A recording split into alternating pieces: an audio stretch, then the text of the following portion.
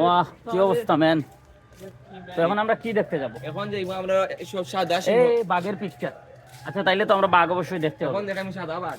সাদা বাঘ? ও মাই god, red বাঘ দেখতে যাচ্ছি গাইস। সাথে থাকুন, এই মুহূর্তে আমরা দেখবো হোয়াইট। রেড কেন বলতেছি, হোয়াইট হোয়াইট।